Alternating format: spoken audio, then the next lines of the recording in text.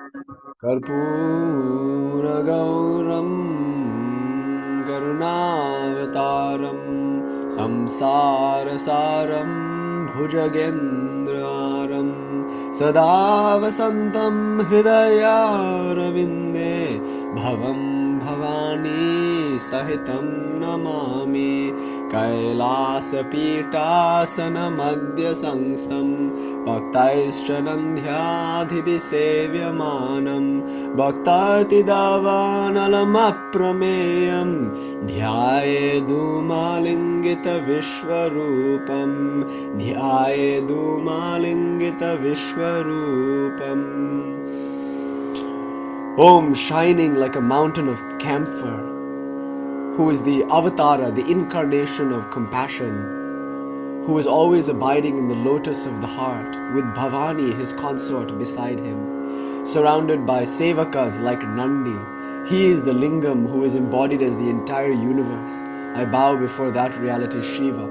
Paramparastham gahanadanadim ekam nivishtam bahuda guhasu sarvalayam sarvacharacharastham tvameva shambhu sharanam prapadye tvameva shambhu sharanam prapadye. Om Shanti Shanti Shanti Hari Om Tat Sat. Sri Ramakrishna Arpanamastu. Om, I take refuge in you alone, Shambhu, you who are my Guru, you who are inseparable from your Shakti, the supreme reality beyond the transmigratory abyss of existence. I pray to you, you who are the ground of all being, eternal, beginningless and endless, non-dual, manifesting yourself in various ways in the hearts of the variously manifested beings. Om, may this be an offering to that supreme Para. Om, peace, peace, peace. Ma, ma, ma.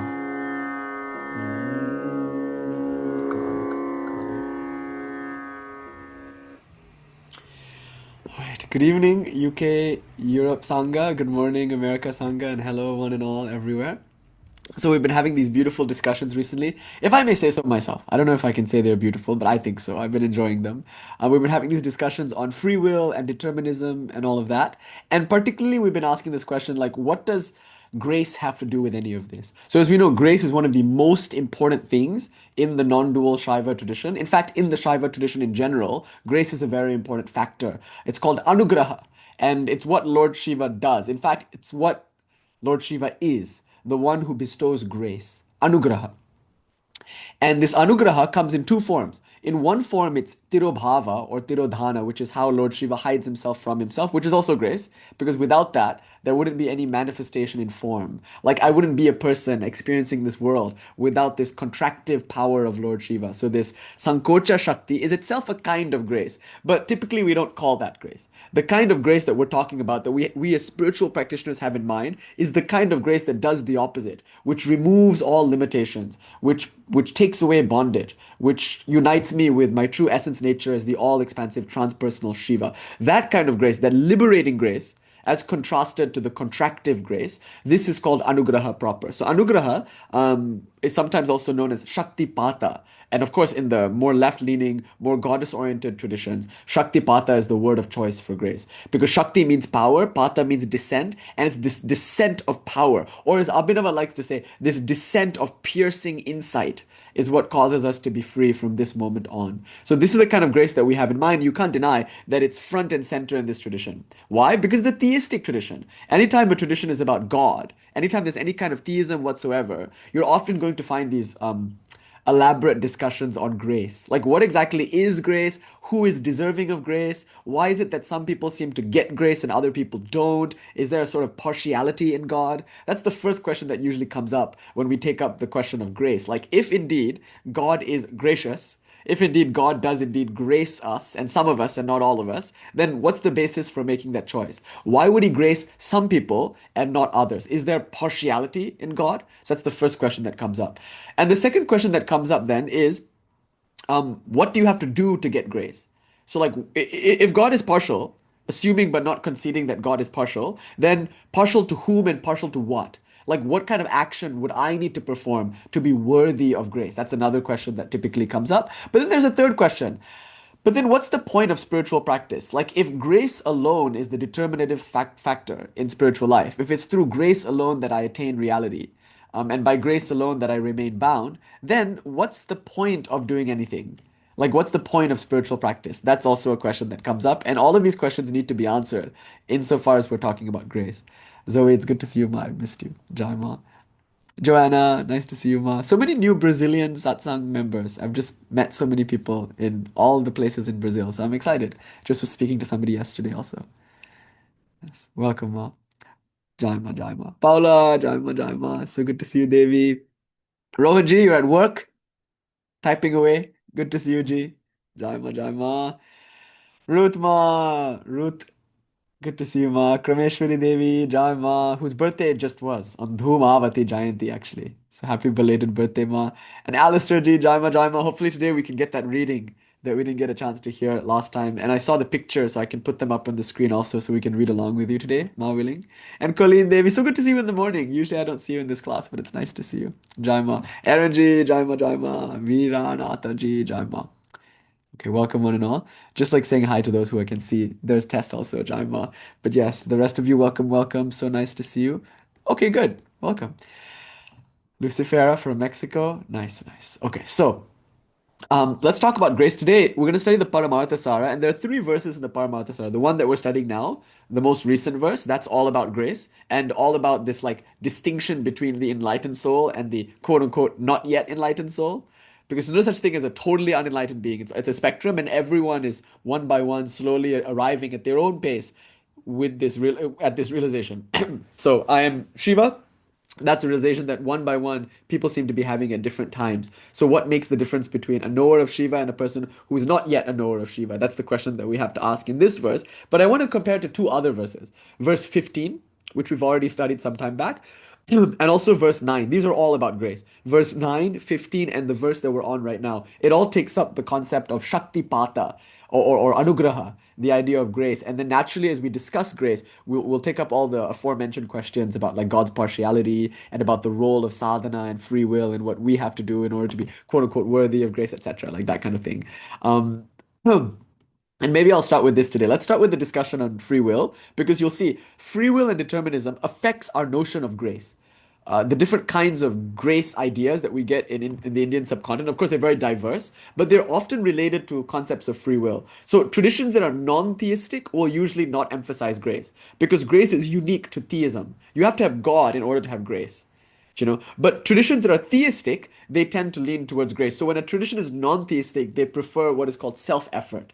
And so you get this kind of what do you call it, like a diverse set of traditions that lean either more towards self-effort or more towards grace. Some traditions are just pure self-effort, no grace whatsoever. It's all about self-effort. And other traditions are pure grace, no self-effort. And obviously, we find ourselves somewhere in between. We have a sort of compatibilism view where it's like it's both. But actually, no, honestly, we're all grace. We're the kind of tradition that's actually all grace. It's just that we have a clever way of like accommodating self-effort within that model also. Now, Buddha, classical Buddhism at least, is a very good example of like a no grace model. So there, it's not theistic. You can't say it's atheistic because the Buddha does not deny God outright.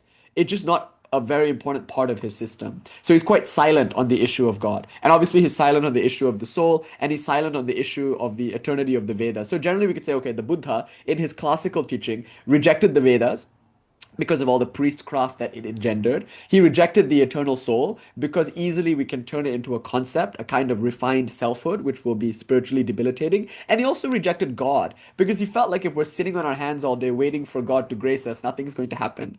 This happens when people just like say, accept the sacrifice of the Christ at Calvary. Then they just like, they sit around and they think that it's done. Like they don't need to do anything anymore.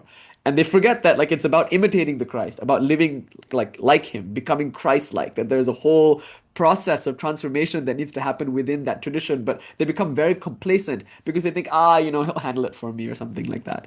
So in the Buddha's time, he was speaking out against the Vedas, against the eternal soul, and against God because he felt that at that time, these were all debilitating ideas. So the Buddha emphasized grace. Sorry, my bad. The Buddha emphasized self-effort, doing things for yourself. And his last words were, everything corrodes. Atmodipo bhavati. Therefore, be a lamp unto thyself. A lot of people think it's be your own guru, but that's not actually what he said. Allegedly, from the records that we have, he didn't say be your own guru. He said be a lamp unto thyself. And essentially, this emphasis on the self and on guiding yourself and on recognizing that you are this light. Teresa, it's good to see you, Jaima. And Myra, welcome. This idea, Buddha was famous for it. This idea of self-effort and the idea that you should be enlightened in this life itself. Don't wait for some future life. Now itself, get to work. Practice the eightfold path, the Ashtanga Marga, and through the right resolve, Samyak Sankalpa, attain finally the realization that Anatman, that I am not this limited body, not this limited mind. Attain to that highest reality, which nothing higher can be conceived. Attain to that in which no sorrow can ever shake you. Like attain nirvana, which is dukkha nivriti, the permanent cessation of all suffering. And you should do that. In this very life, you can. And others have done it before you. Why not you? So that idea of self-effort is emphasized in the Buddha. It's also emphasized in Shankara, because like classical Buddhism, Shankara is also ultimately non-theistic. Not as non-theistic as the Buddha. Obviously, in Advaita Vedanta, it's a Vedantic approach. So there's more room for like Vedic rituals. The Vedas are restored. But not really, because even Shankara, like the Buddha, is against the ritualistic aspect of the Vedas. So he's only really interested in the Upanishads, like the Buddha. So there are many similarities between Shankara and the Buddha. However, Shankara seems to be a little bit more inclusive of, like, say, worshipping Vishnu Narayana and worshipping Shakti or something like that. He accepts all of these as important preparatory disciplines, which you can engage in as long as you're on the path. But eventually, when you attain the highest reality, according to Shankara, you have to leave all these gods and goddesses behind. In fact, you have to leave the concept of God behind, because God is just your mind's highest reading of samsara. You look at this universe, and in your ignorance, you project this idea of God. So the world, God, and the idea that I am an individual soul, all of these are superimpositions onto reality, adhyasa. And once you realize the truth, you realize that they're not real. They all vanish. So ultimately, Shankara, like Buddha, is a non-theist. He doesn't really ultimately accept God. Although provisionally he says yes, there's a role for devotion and there's a role for God, but ultimately no. So therefore, you can imagine that he's also not that grace oriented.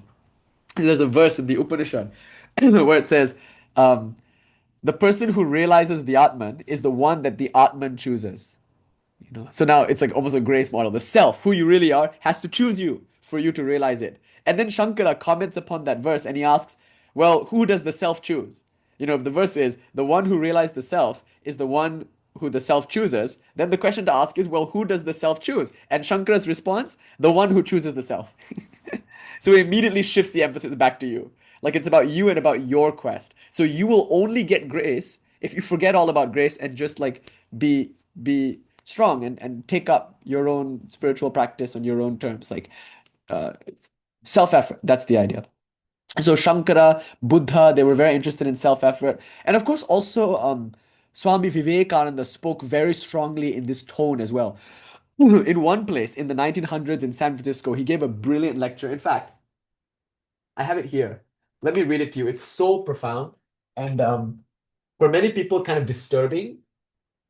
And I myself am a big fan of Swami Vivekananda's San Francisco era, the San Francisco period, because he was saying some really like radically non-dual things at this time. In fact, one of the most radical talks he ever gave is called "Is Vedanta the Future of All Religions?" And there he preached against all prophets, he preached against God, he preached against holy books.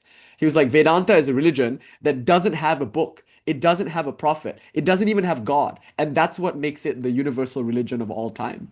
It's very interesting. It's very Buddhistic. It's almost like what you would expect the Buddha to say. So in this Swami Vivekananda and San Francisco book that I have, that Swami Ashokananda compiled, there's a little section here. It's called From the Soul and God. Okay, so here Swami Vivekananda says the following: Do not say God, do not say thou. That's how it opens. Can you imagine this great lover of God, the disciple of one of the most devoted Kali worshippers of all time, is standing before an audience in San Francisco. He was late to the lecture, by the way. In this time of his life, he was notoriously late to everything, like hours late. He was just not in time anymore. So you can imagine the audience is sitting there waiting to hear this great Swami Vivekananda. This fellow walks in after an hour of like keeping you waiting, and then he gets up on stage and casually and nonchalantly says, Do not say God.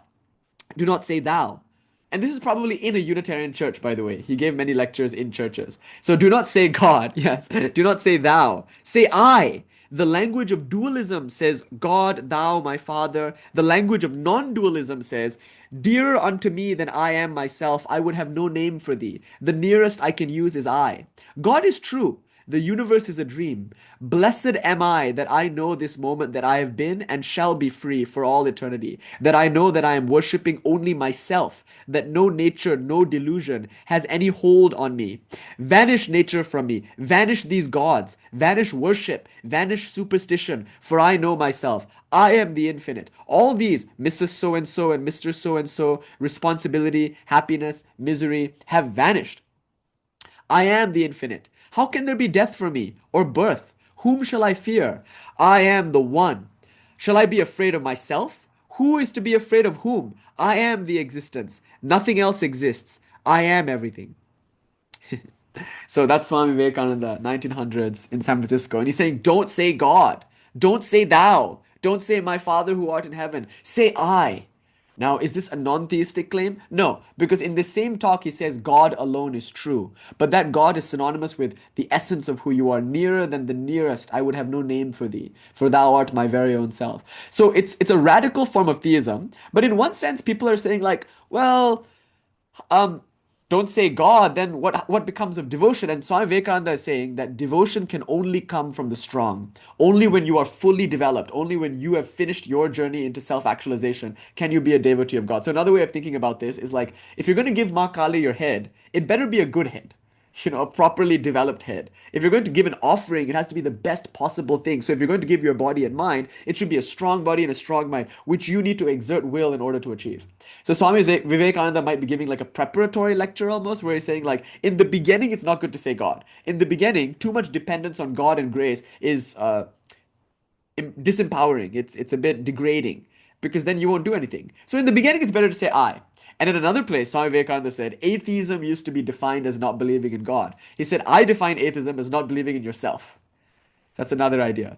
Like, believe in yourself first before you can believe in God. There's no point believing in God if you don't first believe in yourself. You have to believe I can realize God, or you have to believe I am a child or servant of God. And like everyone before me has realized God, I too can do it. Like that. Am I so different from the Prophet Muhammad, from the Christ? Am I so different from these other human beings that I can't also attain that level of realization and bliss and joy? Can I not also be a blessing unto man the way that they were? Like that. That self confidence needs to come. And sarcastically, in a moment of fine humor, Swami Vivekananda said, you see, you Hindus, you guys can believe in 33 million gods, but you can't even believe in yourself. What's up with that?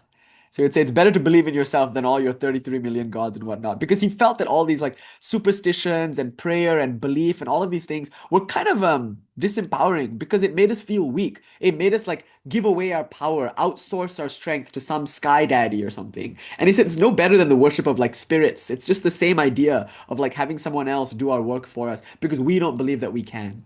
So Swami Vivekananda, very much like the Buddha, very much like Shankara, emphasized self-effort. And Sri Ramakrishna, interestingly, really did also. But he would say it in this really nonchalant way. He would be like, you should practice a little.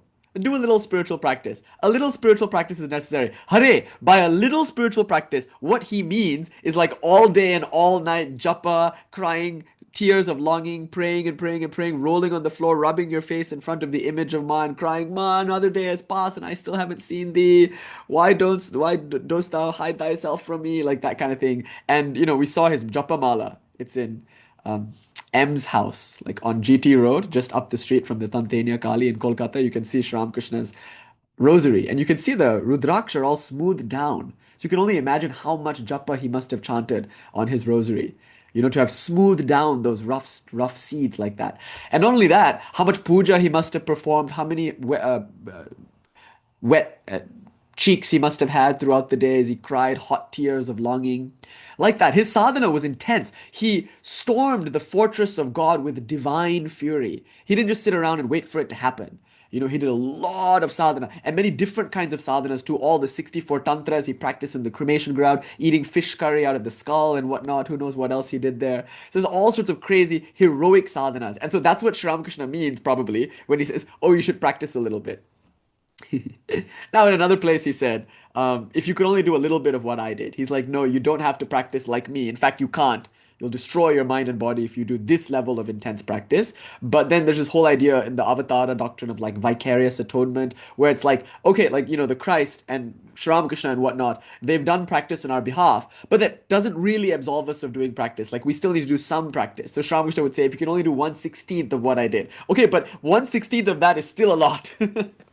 So, Holy Mother and Sri Ramakrishna really emphasized practice. Holy Mother was so busy, Sri Ramakrishna's Shakti, his consort. She was so busy all day long. She would be talking to devotees. She'd be cooking and cleaning. So, not only was she doing all the household chores that she was responsible for as a member of a bustling and thriving family and community, but she was also the first lady of spiritual India, meaning she had to give satsangs like all day long. And you know how it is, right? People just come and they just like they talk about their problems and they talk about their problems and they talk about their problems and they don't seem to be very considerate about your time or about your energy. And that's okay. That's just the way it should be because you're like the first person that will listen and you're a person that they trust and they feel like, they really want to just like be candid with you. So this can go on and on and on. There are no boundaries. It's not like you can set up a Calendly appointment. It's like 30 minutes and you know when it will start, you'll know when it will end. It's not like that. These people just walk from various villages all around to come to Jairambati to come and see the Holy Mother. And at all hours of the day, they're just coming. She barely has any privacy. She takes a little nap, in the middle of the day.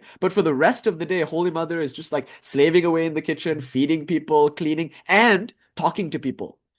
And despite all of this woman is doing 100,000 repetitions of her mantra every single day. Can you imagine? She said so. She was doing 100,000 repetitions. And I asked my Guru Deva, I was like, how is this even possible? Like, does she have her japa mala out? And is she keeping count while she's doing all of these transactions?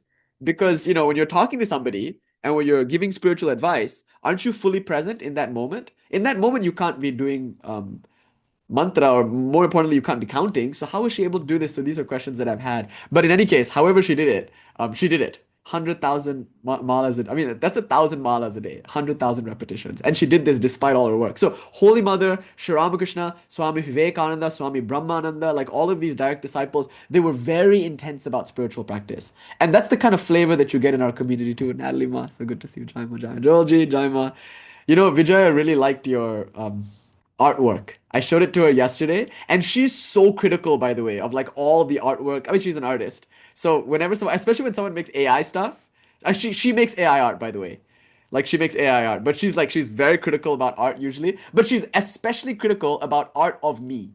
Do you know? So like people always send like this AI thing where it's like, and it's sometimes weirdly pornographic. It's where it's like me, but I'm like super buff and shirtless standing next to Shiva and Ma Parvati, and they're like, here, you're Muruga, something weird like that. So it's unsurprising that my wife would not be very like welcoming of these somewhat pornographic images that people seem to be sending me. So like she usually doesn't like art, like drawings of me or anything like that. But then she saw yours and she's like, you know what? I really like this one. She was like, this is the first thing that you've ever shown me that somebody has drawn of you that I like. So I just want you to know that she liked your artwork a lot. I sent it to her. She's like, can you send it to me? I was so surprised by her response because usually she just makes a face. But today she was like, I like it. Can you send it? So I was like, yeah, Joel G, he's a genius. What can you say? So I just want you to know that. Anyway, it's good to see you, Natalie, Joel G, Jaima, Myra, Jaima, Jaima. So, the direct disciples, they did a lot of hardcore, intense spiritual practice. And some of the disciples of Sri Ramakrishna had a problem with this. They were like, this is insulting. You were with Sri Ramakrishna, who many of us believe is an avatara, the way Krishna and Rama are avatars, and he gave you everything. Swami, Vivekananda, for instance, one touch and he went into Nirvikalpa Samadhi. Just like that. He was sitting in front of Sri Ramakrishna one day, and Sri Ramakrishna just touched his chest with his right foot, and that's it. Plunged him into Nirvikalpa Samadhi. Of course, he couldn't handle it though, which is a point I want to make a little later in the talk. He was like, wait, I have my family at home. And then Sri Ramakrishna laughed and he said, okay, not right now then. And he withdrew the experience.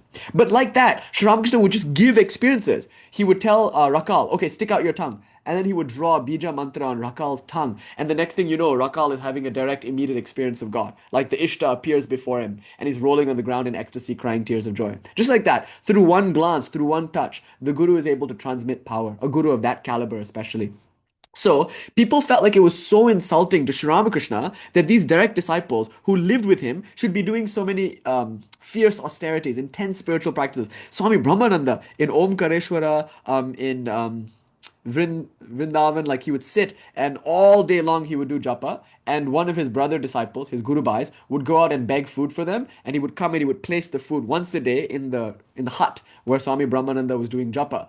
And some days he would see the food was untouched because he was absorbed in sadhana. So going days without food, just absorbed in samadhi like that, day after day after day, they really exerted themselves. And so these direct disciples, they were questioned and criticized. Why are you doing so much work? As if you doubt Sri Ramakrishna, as if you don't think your liberation is guaranteed. You insult him. You spit in his face by doing all of this spiritual work as if you have no faith. And their response was stunning. Swami Brahmananda was asked this, Swami Shivananda was asked this, why are you guys working so hard? Why are you doing so much practice? And they almost always gave the same response. It was something along the lines of, what we got from him, we want to make our very own. It's a very interesting idea that sometimes when you are given an experience, it's not necessarily yours.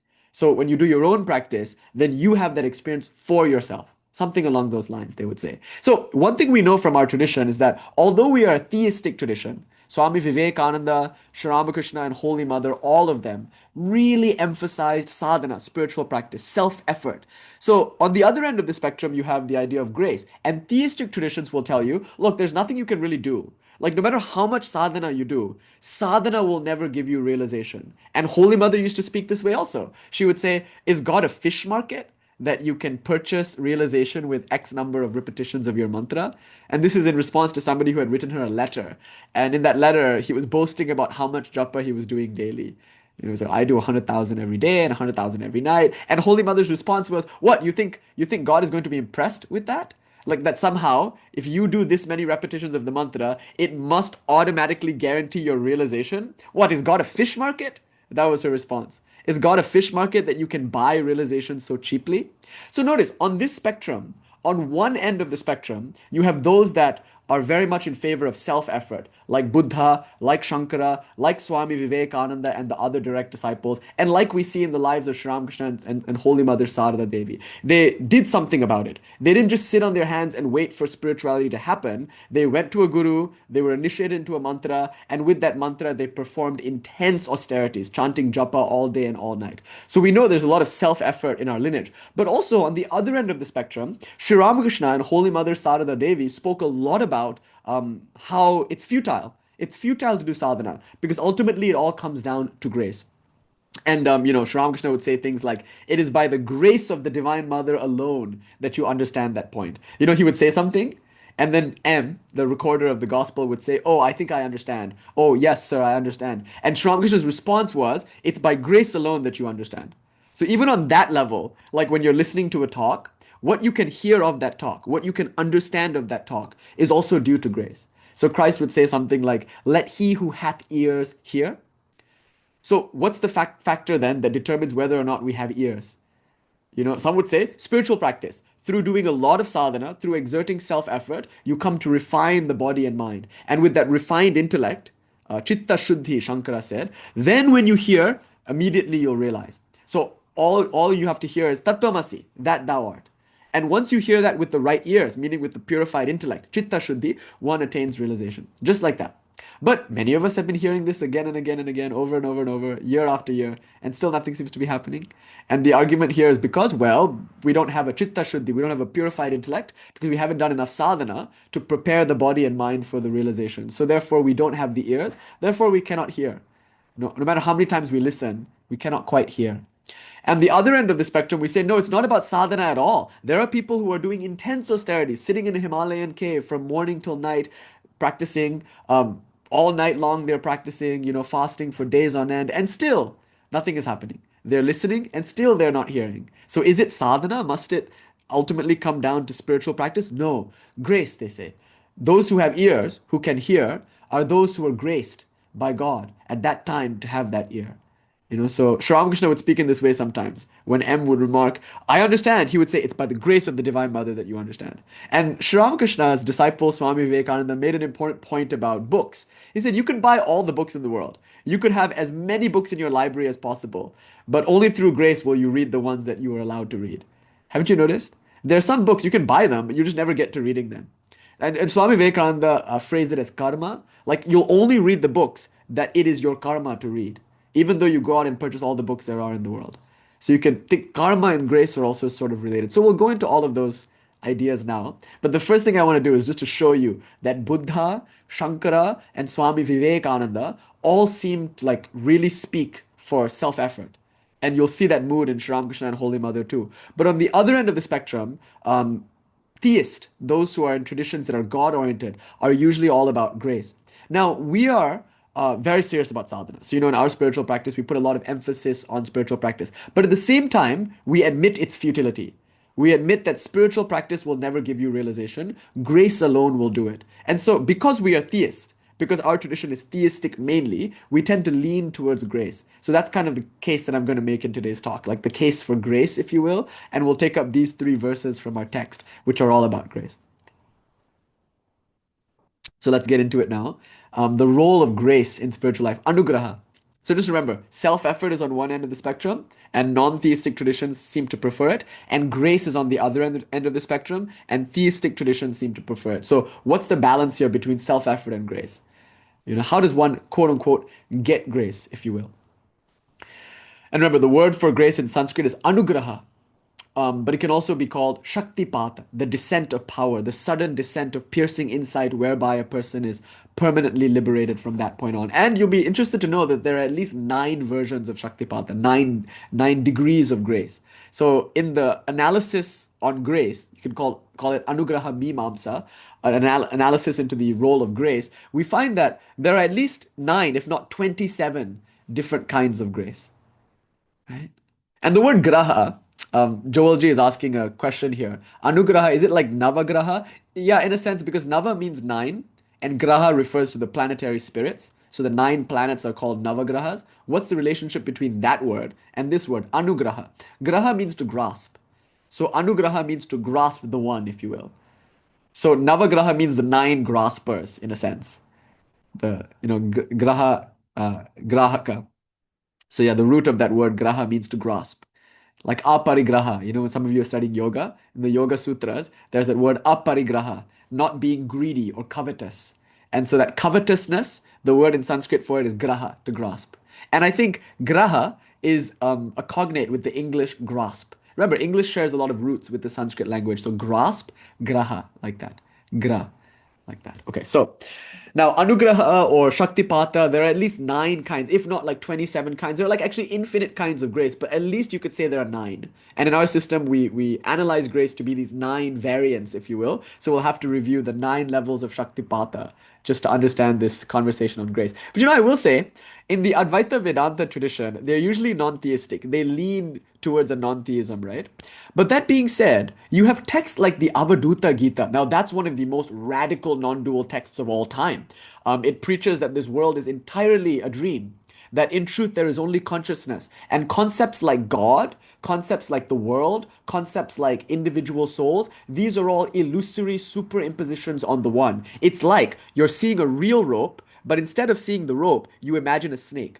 There is no snake. The rope did not produce the snake. The snake was a function of your own ignorance. A child goes out and sees a stump in the night and says, it's a ghost. A thief goes out and sees the same stump and says, it's the cop. The cop goes out and sees the same stump and says, it's the thief. And the lover goes out and says, it's my beloved. They're all going to be stumped sooner or later because you're looking at a stump. But onto the stump, they have superimposed, they've projected their own idea of what they think it is. So, God, world, individual souls, this is like looking at a stump and calling it a ghost, or looking at a rope and calling it a snake. The Avadhuta Gita teaches nothing less than this, what you might call classical Advaita Vedanta, which, like Buddhism, rejects the world as ultimately real, rejects God, rejects the soul. But it doesn't, like Buddhism, posit nothing. Buddhism doesn't either, but it's willing to say this is Brahman, absolute reality, which is actionless and impersonal. So this is a non-theistic text, yes? Avadhuta Gita. It's a very advanced text in the tradition. But you know what the opening verse is? It's very beautiful. The first verse of this text is Pumsam Ishvara anugrahat eva pumsam advaita vasana mahabhayat paritranat vipratam upajayate. It starts with Ishvara anugrahat eva pumsam advaita vasana. By the grace of God alone does the desire to study Advaita awaken in the hearts of the wise. And as a result of this desire, they are saved from great fear. What an interesting thing. In a non-theistic text that rejects God as an illusion, the opening verse is all about grace. Right? What do you make of that? So it's almost like Sri Ramakrishna saying it's by grace alone that you understand this. In other words, it's by grace alone that we've come to this tradition, that we've come to this practice. By God's grace, we became interested in spiritual life. And by God's grace, we found a community and we found teachers. By God's grace, we found texts. And by God's grace, we had the interest to take up the study in a systematic, sustainable way. So you could say grace creates self-effort, Ruth. I would say that. So in the Advaita Vedanta text that I just cited, Avaduta Gita, it's saying like without grace, you wouldn't even have an interest in this kind of thing. And thanks to grace, you found the text, and through grace, you will systematically study the text, and through grace, you will attain what the text has to teach. So it seems like grace brought us there, grace keeps us here, and then grace allows us to realize what there is to realize through the study. So you see, grace is always in the background. It's just admitted, even by a very radical non-theistic text in this tradition. Grace is just admitted. Ishvara anugrahad eva. And not only that, it says eva. It says only. The word in Sanskrit eva is a kind of emphatic word that means by this means alone. So Ishvara, God, anugraha, grace, eva. Through the grace of God alone, Pumsam, an individual, Advaita Vasana, gets the hankering after non-duality, the desire to realize spiritual truth. And Mahabharat Paritranat Vipratam Uppajayate, it awakens. Uppajayate, it awakens in the hearts of the wise, Viprata. And through that, they attain refuge from fear. So, yeah, Colleen. Yeah. We can't limit God's power because you have to admit that something changed in us. Previously we only wanted money. We only cared about advancing in the world, and we thought money would do it for us. Or we wanted like chocolate cake and orgasms or something like that. We were interested in sensual pleasure, which is great. Don't get me wrong. And then we wanted power. These are all great, but they're not the best thing that life has to offer. So after having the kind of money that we think we need to feel safe, after, engaging in community service and feeling that we matter, after pursuing chocolate cake and orgasms and the whole range of sensual gratification that we can have from the most gross physical sensation to like the most refined aesthetic experience. After doing this for a long time, sooner or later, we start asking deeper questions about life. Like, wait, is there all there is? Is this all there is? Like I've tasted all the best chocolate cake in the world, and still I'm not fully satisfied. Or I'm a billionaire and still I don't feel fully satisfied. Or I'm rich and famous and everyone loves me and I feel like I'm contributing to my society and still, despite all of this, I don't feel fully resolved. I feel that there must be more. This kind of existential angst that awakens in an individual, even at the pinnacle and height of their success, even after they have everything, this is spiritual urge can suddenly awaken in somebody at any time for any reason. That we call grace. It's by grace that this inclination to spirituality awakens. So without this, you won't be here. You won't be interested in this stuff. Either it'll just go over our heads, or we'll misunderstand it, or we'll just like not be interested in it. You know.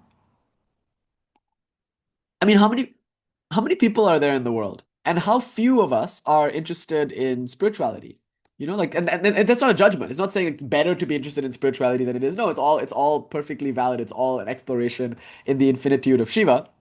But having said that, you can't deny that something changed within us at some point in our life. Maybe some of us started from a very young age, but some of us came to it through some loss or through some success or something. Sometimes we lose a loved one, or a house burns down, or something tragic happens, and then we realize the ephemeral nature of all things, the transitory nature of material things, and then we start seeking something deeper. Or we attain a lot of money, we become really famous, and then we realize the illusory nature of money, fame, and sensual pleasure. Like these things don't really satisfy us, they only seem to make things more complicated in life. So somehow or other, something shifted in us. And sometimes it's not because of a tragedy, nor is it even because of some triumph. Sometimes it just happens randomly when you're mowing the lawn, you know? It's kind of interesting. Like sometimes people are just like taking a piss at a urinal, staring at the wall, and they're like, wait a minute, there's got to be more to life than this. And they just walk out and they just pursue God.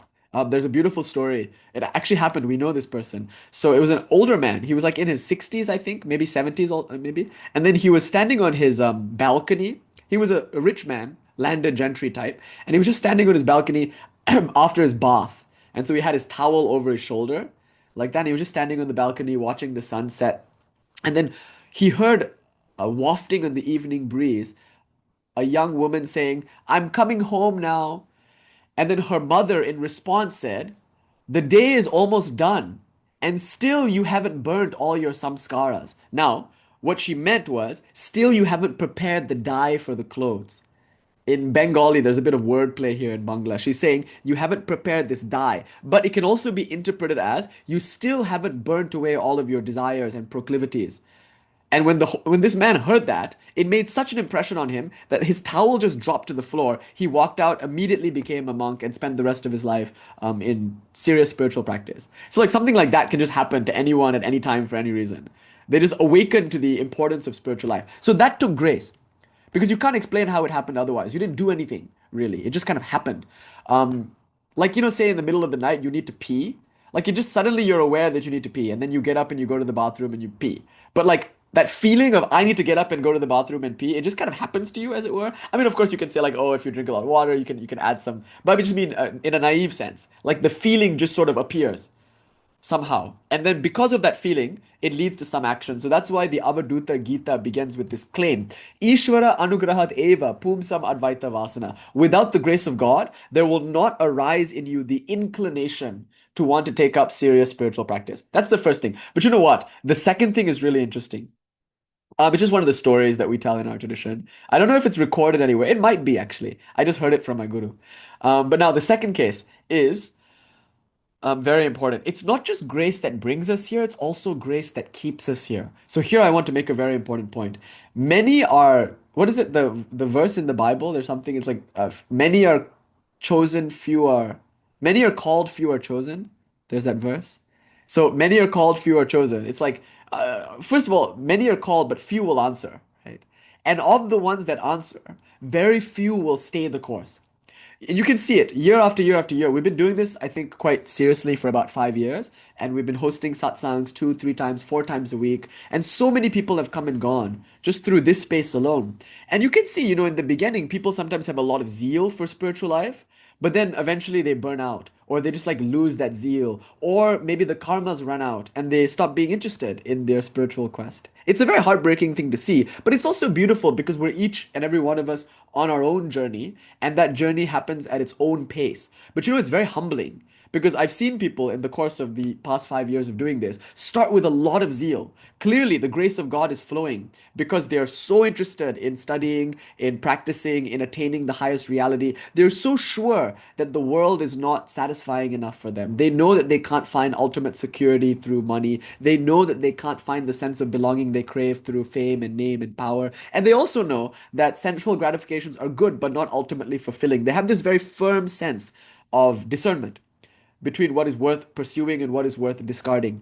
And they start off with that discernment. And then they also have this deep inspiration to pursue that which they know in their hearts is most fulfilling. And they start like that. And for a year or two, maybe they're going and going and going and practicing and studying, putting in a lot of time, studying. And then suddenly something just changes.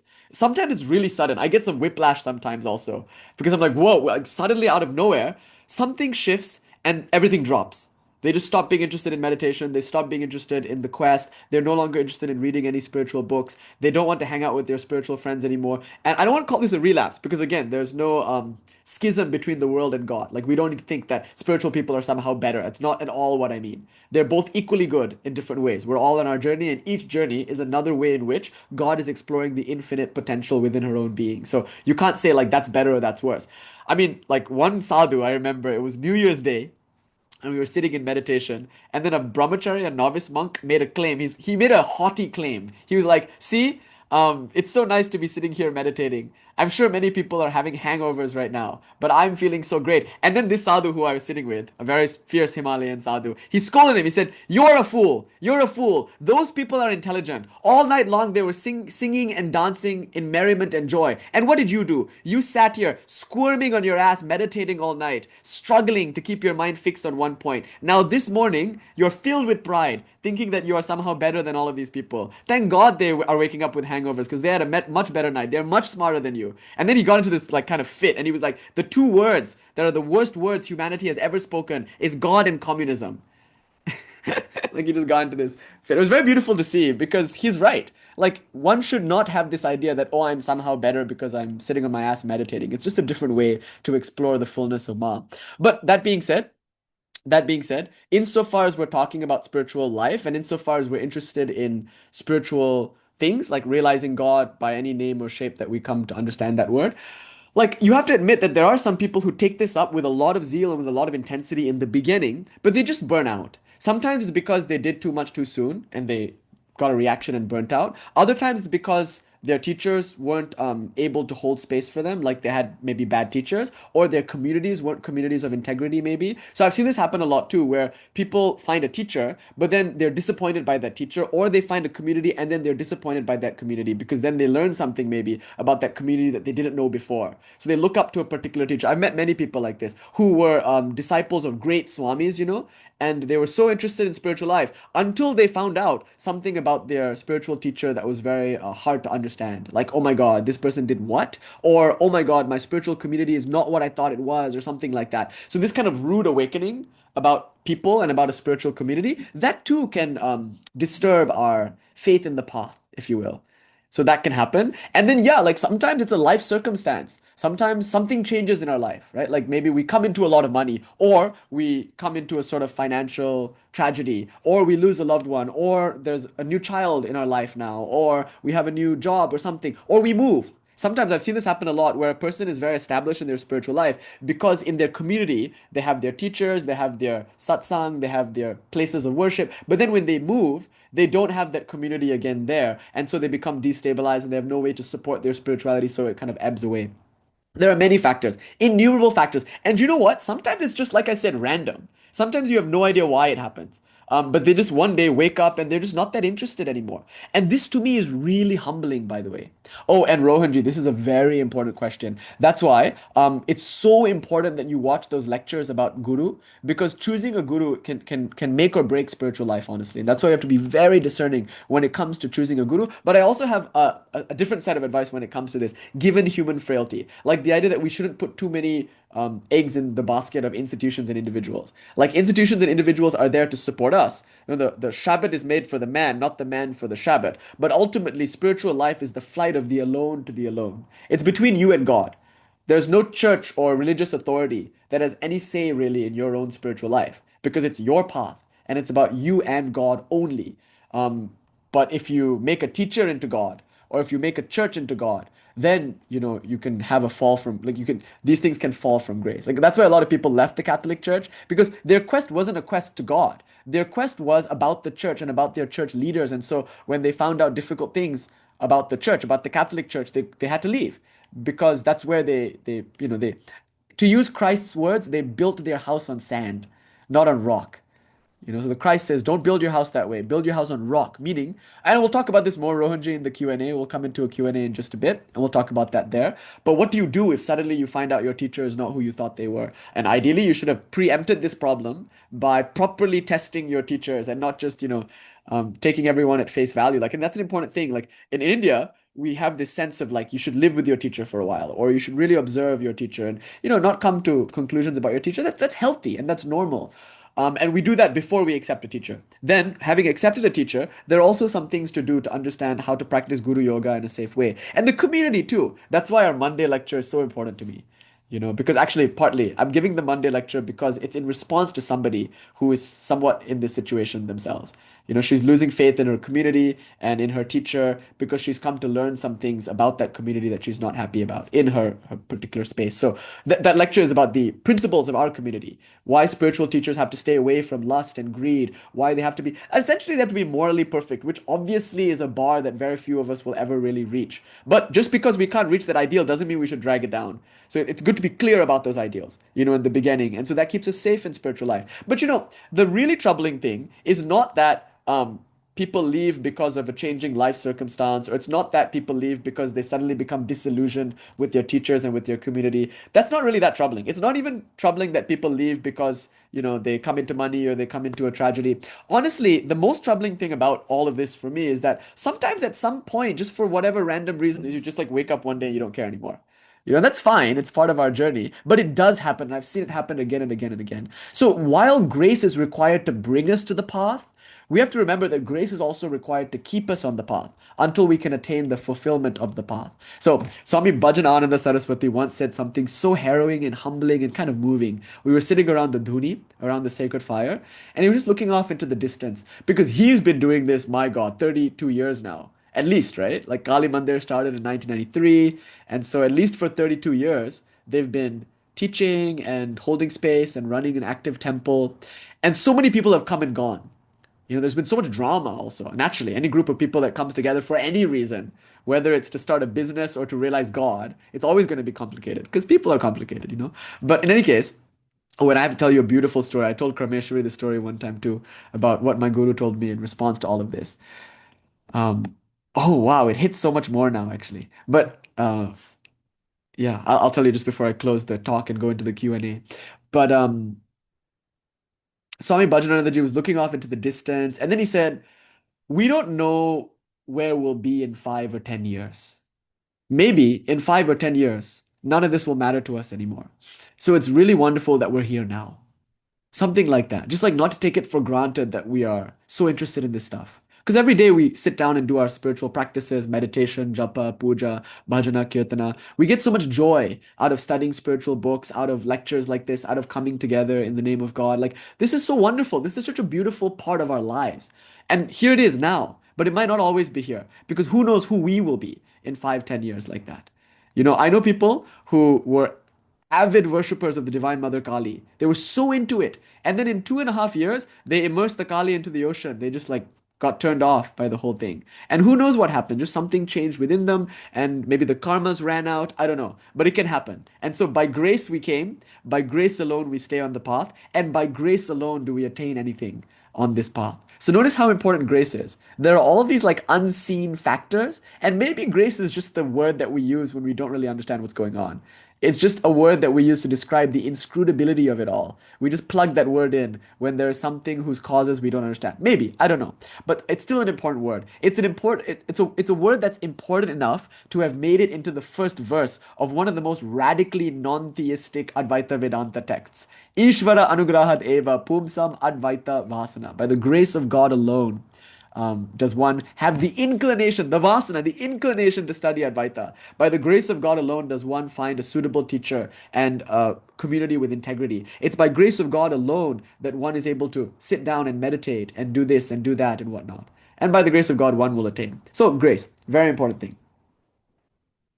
So now, let's start with this next little piece, and then we'll go into a Q&A. The free will discussion. Remember, I made a case for determinism last week because in one sense, we're determinist. When we accept God as non-dual, we also accept absolute theism.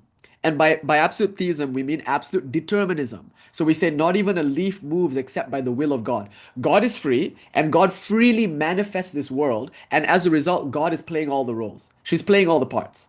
Everything you say, God is saying through you. Everything you do, God is doing through you. Because God is you and God is the world. And so this is absolute theism because nothing but God exists. And because nothing but God exists, everything that happens is happening through God, by God, for God, which is very disturbing when you consider the problem of evil.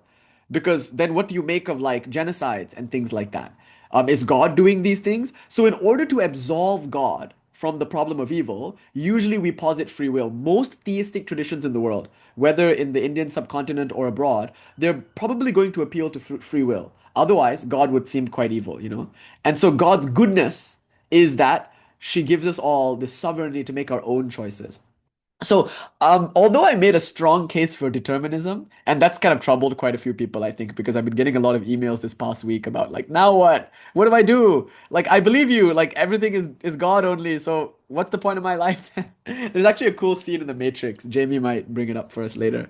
But where Neo realizes that everything is already predetermined, and so he's sitting with the Oracle on a park bench, and he's like, then what's the point? And the Oracle says, you're going to make the decisions that you're going to make. The point of living your life is to understand why you made them. It's a very interesting thing. It's kind of like about jnana. Anyway, we'll talk about that another time. That's just an aside. So, but I hope I didn't scare you because although we are determinists, it's not the only approach. Right? Jamie knows what I'm talking about. Is that the second or third movie? I forget. I think it's the second Matrix movie where there's this complex discussion on free will. See, I'm trying to recover from bashing on the fourth movie last week. I was like, and then Jamie was like, it's great. It's a masterpiece. I'm recovering now. I'm compensating. So anyway, this idea that no, it's not the only way to approach God, like the deterministic model. There's the more common approach is free will, and that's what you got from verse 2 of the Shiva Jnana Bodha. Remember, we heard that Lord Shiva is Anya Vyaptito Nanyaha Karma Karmanusarataha. We heard in the second verse that the Lord, that God, is something other than the world. God is transcendent. So in this view, this dualistic view, God is not the world actually. God is something other than the world. Just in like the way maybe you could say gold is something other than the ornaments. Again, this is not a very good example because gold and ornaments are nothing but gold is still something other than ornaments. It's a very subtle point that we're making. You can't have gold ornaments without the gold. Similarly, you can't have a world without God. The world is dependent on God. But you can have gold without the ornaments. Gold can exist without any ornaments. Clay can exist without any clay pots. Water can exist without any waves. But you can't have a wave without water, and you can't have clay pots without clay, and you can't have gold ornaments without gold. So, in just the same way, you can't have a world and you can't have individual souls without God. But you can have God without these things. So, God is therefore not dependent on the world, nor is she dependent on souls. The souls in the world are instead dependent on her. But she stands on her own as the reality par excellence. This is called transcendence. So, Anya, the word in Sanskrit is Anya, which literally means other. So, theologically, here's the claim God is something other than the world. But, and then there's the word son, while being something other than the world, Vyaptito nanyaha, but still not really something other than the world because through pervasion, God is in the world. So here we give the metaphor of like sunlight. Now, the sunlight is something other than the lotus, right? But because of the presence of the sunlight in the vicinity of the lotus, in the morning, the lotus bud blooms open. Have you seen this? In India, we're very fond of this metaphor of the lotus being kissed by the first rays of the rising sun and blooming open. The lotus is our metaphor for spiritual knowledge because it lives in three realms: the earth realm, the water realm, and the air realm. And it is responding to jnana, to light, to the sun. Right? So God is not the world. And I'm glad you feel that way, Ruth Ma, because that's the way that the teaching is. That, like, yeah, it's really reassuring to know that although God is beyond the world, He's not like in some heaven, like some sky daddy, some Santa Claus with the naughty or nice list, putting some people in eternal hell and some people in eternal heaven. It's not quite like that. Although God is beyond the world, God is fully present in the world, the way the sunlight is present all around. And because of that sunlight, look what happens. The lotus blooms open. So the sunlight is different from the lotus, but the lotus depends upon the sunlight for its action, for its unmilana, for its blooming. Because this is a very important point. So God, although is transcendent, is also wholly immanent. But in this tradition, the world is still something other than God. The world is a material cause, and God is the efficient cause only. So remember these words in Sanskrit: nimitta karana, meaning efficient cause, and upadhana karana, meaning material cause. The clay is the material cause of the clay pot, but the potter, Harry Potter, is the efficient cause. And you could say that there's an instrumental cause through the potting wheel. So the efficient cause, Harry Potter, let's just call him Harry, is now using a potting wheel. You're a wizard, Harry. He's using a potting wheel, instrumental cause, and working on the clay, which is a material cause, in order to do what? To create a clay pot. So the world is the effect, whose efficient cause is God, whose instrumental cause is the potting wheel. Here we call it Shakti, whose material cause is the clay. Okay, so you have efficient, instrumental, and material cause. Remember, material cause is distinct from efficient cause, but instrumental cause is one with efficient cause. So Shakti is one with Shiva. So Shakti is the way that Shiva acts upon the Maya or the Bindu of the world in order to create all of this. So in this tradition, God is something other than the world. The world is indeed materially different from God since it is of matter and God is of spirit, but God is still wholly prevalent, wholly pervasively available in the world as a kind of spirit or as a kind of energy that causes things to happen. But, and this is very important, karma anusarataha. In this view, this is very important, there is free will. God, insofar as she creates the world so that souls can work out their karmas. So this is called teleology. Like, what's the purpose of it all? Theology, the science of God or the study of God, is usually teleological. Those are interesting words. Theology, teleology. Teleology from the Greek telos, which means purpose. It's in Aristotelian like ethics, like there's a telos, there's a reason for life. And in Nicomachean Ethics, Aristotle tells us it's to attain eudaimonia, which is his word for like moksha or nirvana, the ultimate good, if you will. I don't want to like be lazy here and say eudaimonia equals moksha because there's some nuances. Moksha is negative in nature. It's like the end of suffering, usually, nivritti. But whereas eudaimonia seems to be positive, the attainment of bliss. I don't know. I don't want to get into the discussion of like the Greek telos versus the Hindu telos. But the point I want to make is telos. The word telos means why am I doing this? So teleology is the study of like why God would create the world and what the purpose of our life is. And this too, Ruthma, I think you'll find very reassuring. The purpose of the world, this is God's grace. The purpose of the world is so that we can explore and learn and go on our journey. It's like how a mother might create a playground and then let her child out to just like learn things for himself. I mean, he might fall and scrape his knees from time to time, but she's so loving that she's willing to give him the space to do that so he can learn in his own way at his own pace. So the whole world is here so that individual souls can work out their individual karmas, which are beginningless. So if you do X, then you'll get some reaction called Y. Thank God you got Y, because without getting Y, you won't really understand whether X was good to do or not. So the purpose of life is to learn.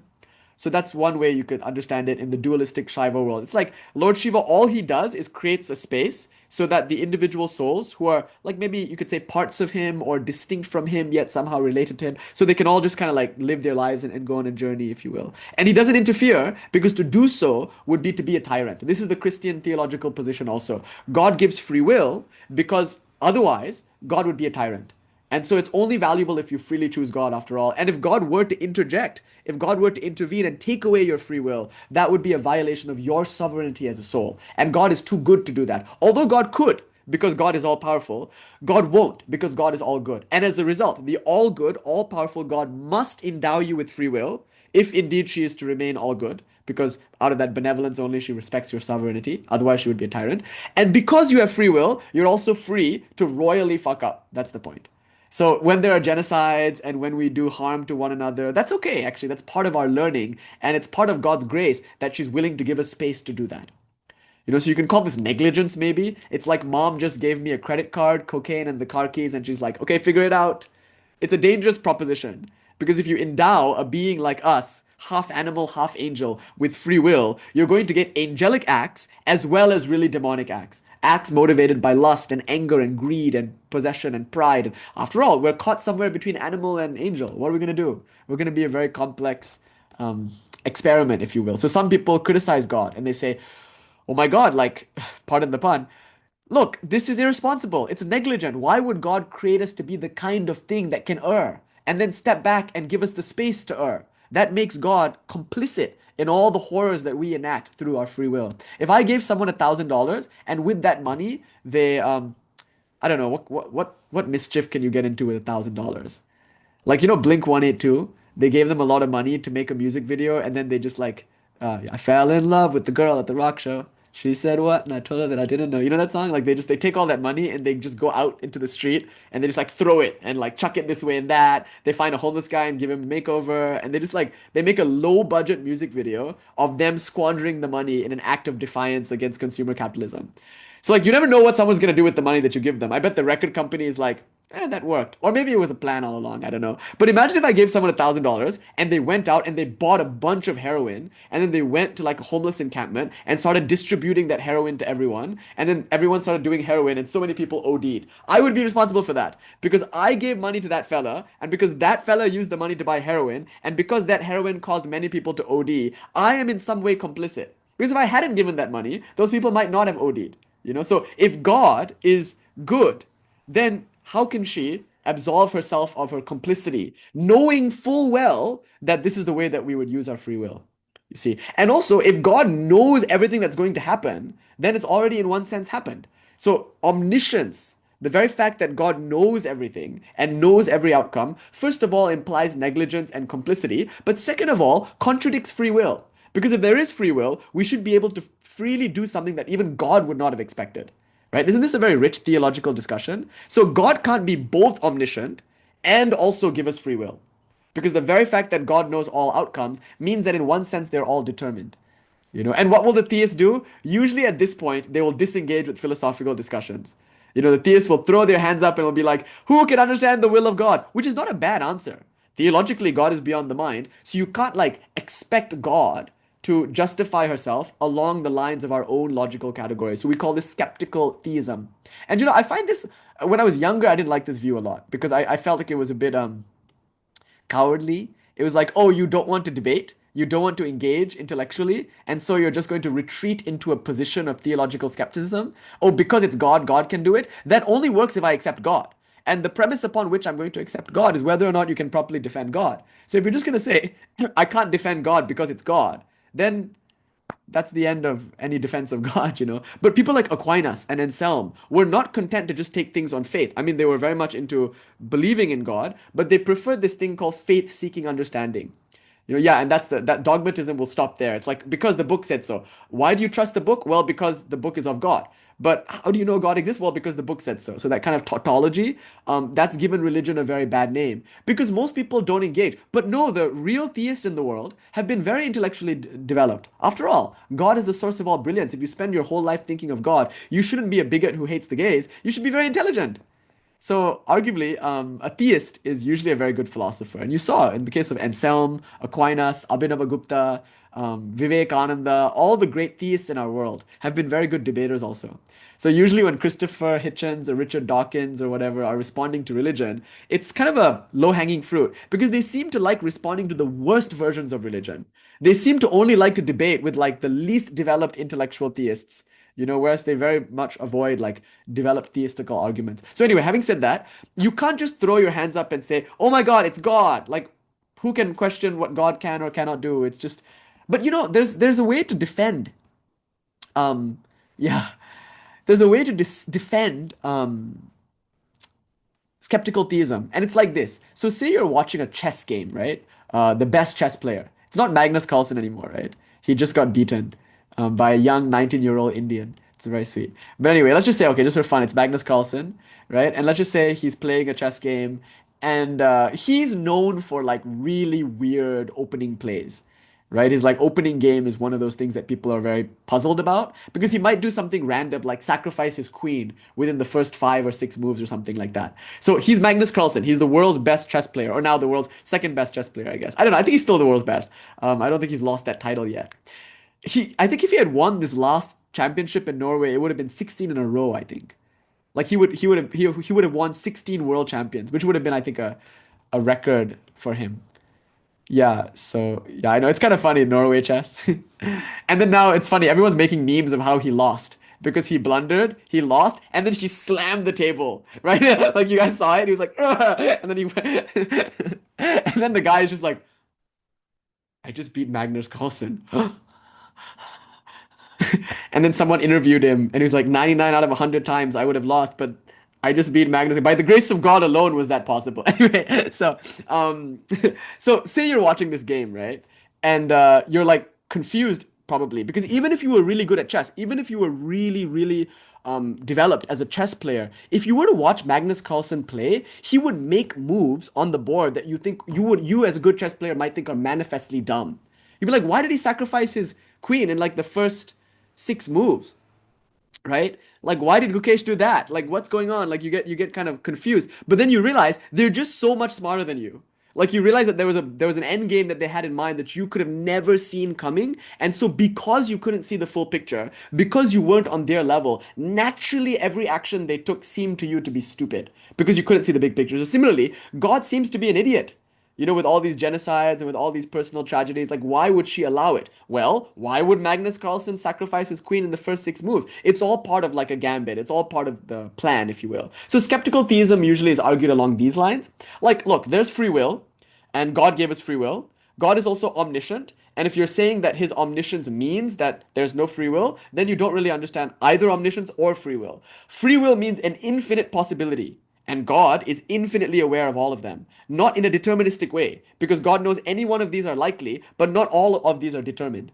So like that doesn't contradict. So the theist will respond that way, and the theist will say, And also, ultimately, like if God is good, God's goodness is something that can be worked out over like the whole span of creation, like a big picture kind of thing.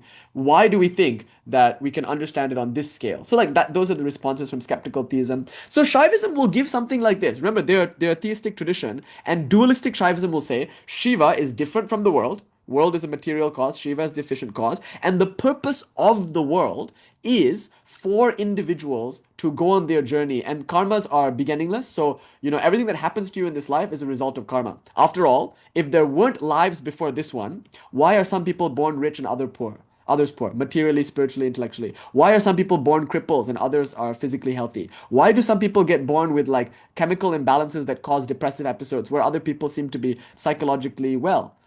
How do you account for that? You can't say like God created the world, because if God created the world and God created souls, then God created some to be crippled and others to be healthy, some to be intellectually deficient and others to be geniuses. Like what's up with that? No, it wasn't God who did so. So the Indian view of free will is slightly more nuanced.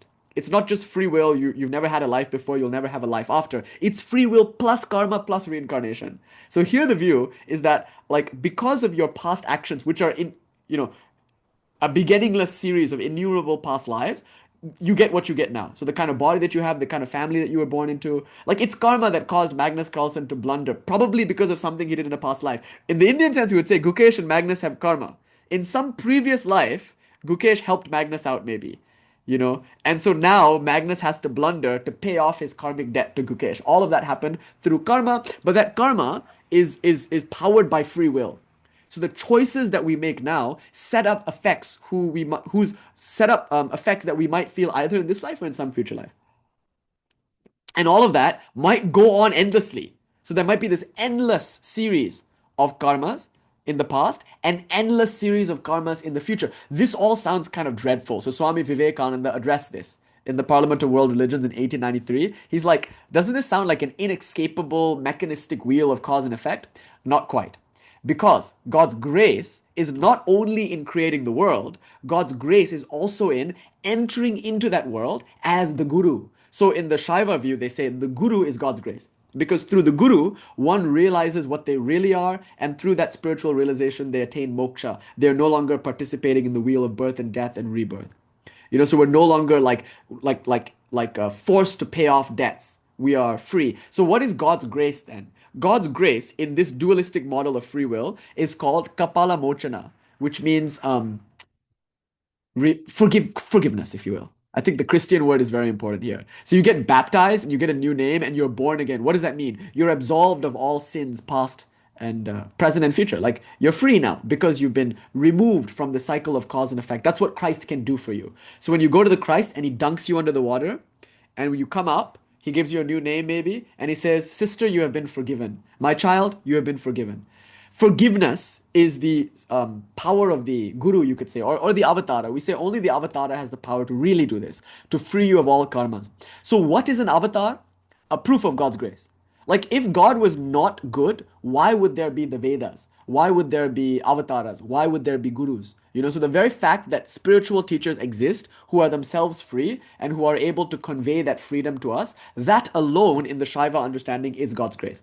If there wasn't spirituality, if there weren't spiritual communities, if there weren't spiritual teachers, if there weren't spiritual texts, in other words, if there wasn't a way out, then God is not good.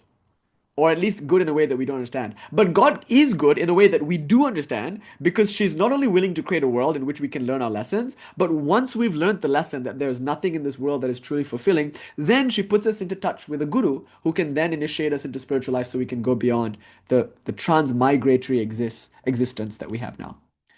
Right? So how about that? So this is the role of grace. Grace in the dualistic Shaiva view. And here, free will is very important. So then what's the role of grace in the deterministic model, which I prefer? So remember, I'm a non-dualist. So although I love the dualistic view, I don't actually think or don't feel that God is separate from the world as an efficient cause and the world is the material cause. In our tradition, we say, Svechaya svabhita vishvam unmilayati. God, using herself as a canvas, moved by her own innate freedom, becomes the world. So she it is that embodies herself as all of this, and she it is that becomes a Colleen, and becomes an Alistair, and becomes an Aaron. So God is not in you, God is you. God is not behind the table, God is the table. And this is not pantheism, mind you. I'm not saying the world is God. I'm saying God is the world and so much more. So God manifests the world, but God is also beyond the world. So I'm still taking this view of like Anya San Vyaptito Nanyaha. God is transcendent and yet immanent. But by immanence, I don't just mean pervasion, like sunlight around a lotus. I mean by immanent, like the way clay is wholly immanent in the clay pot, because the clay pot is nothing but clay. How water is wholly immanent in the wave, because the wave is nothing but water. How gold is wholly immanent in the ornament, because the ornament is nothing but gold. Similarly, God is wholly immanent in the world, because the world, like a clay pot, is nothing but God, who is the material cause also. Now we get into trouble. Because once you have this idea that souls and world are not distinct from God, then it's no longer the fact that you have free will, and then through your free will you make a bunch of bad decisions, and through that you learn and you now make better choices, and through that you come into contact with the Guru. It's no longer like that. The whole show is done by God. She's playing all the roles. So that's why Kali becomes important, because now we kind of lose out a little bit on the idea of God's goodness in a sense. But again, you can see that still God is good. And I gave 7, 8 reasons the other day, right? Like in that lecture, we said one, because of the avatars like Rama, like Krishna, like Jesus, like Buddha, like Chaitanya, like Shankara, like Ramakrishna. Secondly, because of the idea that suffering is relative. Like we create our own suffering. It's not that suffering is built into the world. Suffering is our own ability to tell stories about what's happening to us. And so we can suffer. Like, what is it? The mind in its own place can make a heaven out of hell and hell out of heaven. Milton said that, right? Paradise Lost. And it's so funny. Swami Vivekananda said, the devil in Paradise Lost is the only person I ever respected, because he was self-willed. If you want to realize God, you must be like Milton's devil, willing to go on your own quest, which is kind of paradoxical to say, but Swamiji thought so. And Jacob too, he wrestled God in the tent. So people who just accept God, I'm very suspicious of that. Are you accepting God? No, you're accepting an institution and the false safety that it brings. You're outsourcing your own spiritual quest. But if you really take your life seriously and your spiritual life seriously, you have to wrestle with God. You have to have a problem with a lot of things.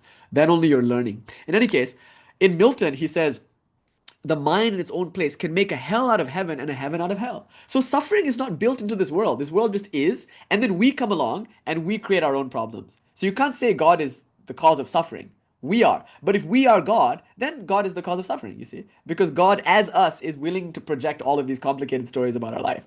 But even then, suffering in hindsight is beautiful. So when we look back on our life, we often wouldn't change a thing. And we cite Viktor Frankl here in the most horrible situation that a human can find themselves in a concentration camp. He still wouldn't change a thing. He found meaning and joy in that. So the mind in its place can make a heaven out of hell and a hell out of heaven. But even while it makes hells out of heavens, it's still good, because we look back and we say that's good. It helped us grow. And then fourthly, look at this body.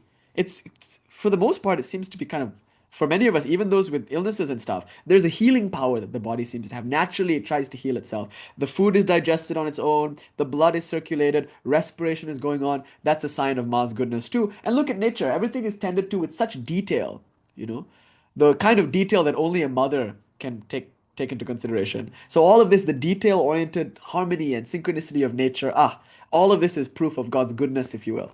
But that being said, God isn't just good. God is, and God includes the whole spectrum also. So that's why we use Kali. We like the image of Kali because it forces our mind to confront the fact that God is more than your notions of good and bad. God is everything. So I call Kali and the worship of Kali the highest calling of the non-dual theist. If you believe in God, good. Duality is one safe way to believe in God, because then you can have a devil or something, or free will or something, and you can protect your God from the reality of the world. But if you want to be a non-dualist and a theist, so most people who are non-dualists are non-theist, because they can't accept that God is bad, so they give up God. So if you want to be a non-dualist, you can be a Buddhist or Advaita, and you can give up God. But if you want to be a non-dual theist, it makes the most sense for you to worship a god like Kali, a fierce god. Because non-dual theism is the attempt, which is very scary and very difficult. It's easy to talk, very difficult to live. It's the attempt to see our own misery, our own suffering as equally divine.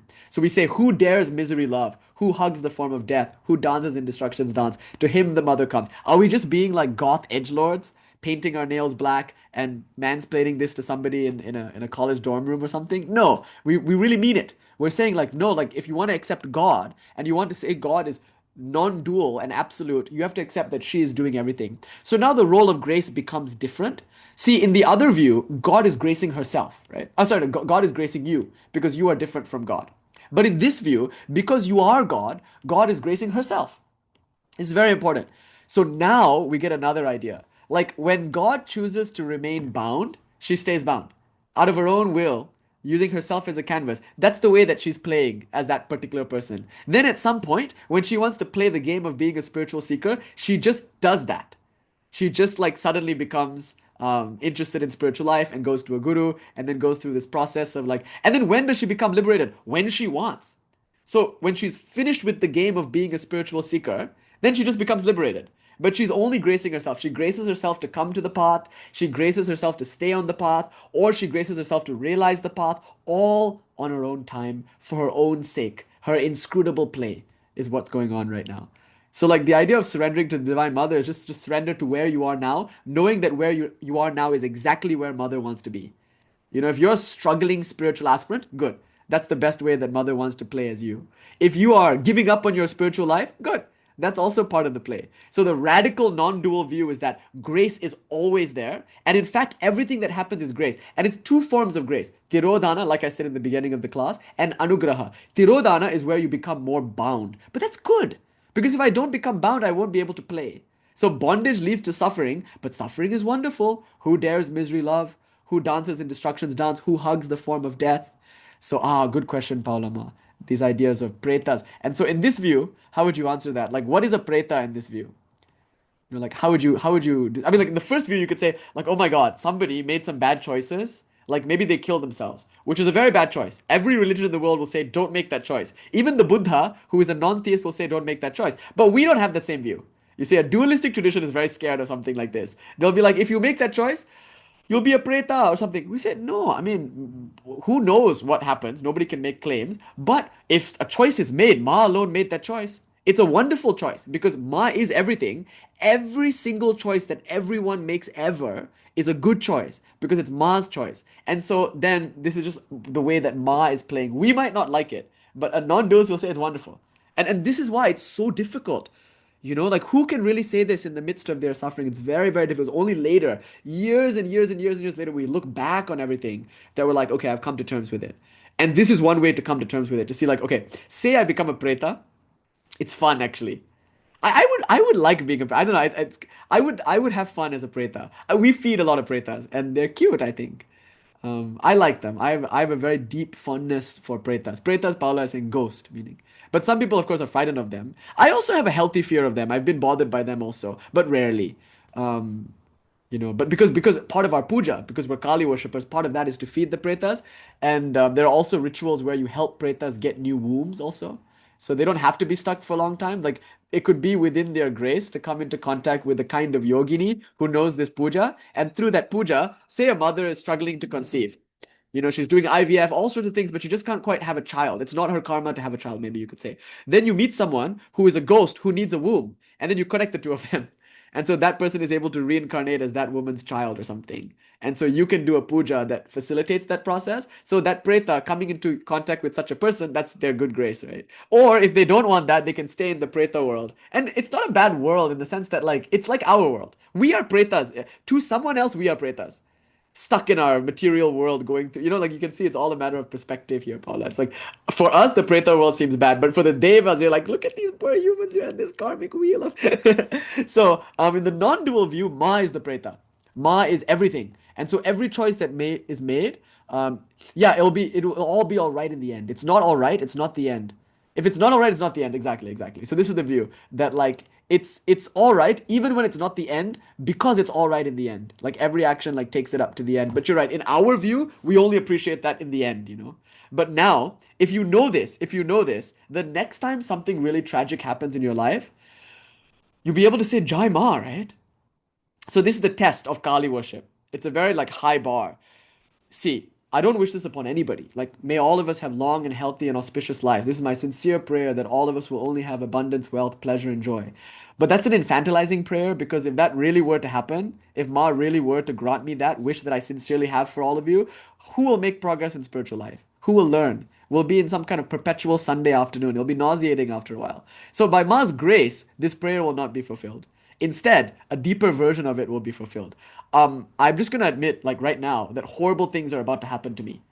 I'm not wishing them. upon myself. I'm not invoking them. It's just a fact, isn't it? My wife is going to die sooner or later, horrifically, through some kind of tragedy or through natural aid. Is that not a fact? Have not people lost their spouses in this world? Just be honest and face the fact. Why do you think it's not going to be you? We all think it's never going to be us. We hear all these stories of people whose spouses die in a car crash or like, and we're like, that will never happen to me. And maybe it won't. God willing, it won't. But we don't know. Secondly, what about cancer? The rates of that are increasing every day. Right? You're like thought you were about to share something, some scary visions. No, these are the scariest things I could share, right? Like samsara, the reality of being embodied. Like I could get cancer. In fact, I'm very likely to get cancer, right? As a male practitioner, maybe prostate cancer or something. It's very common. Who knows? But like it's possible, or something else, some other physical ailment. So loved ones can die. I'll get some physical ailments, and also, by the way, even now, you guys, the slander is intense.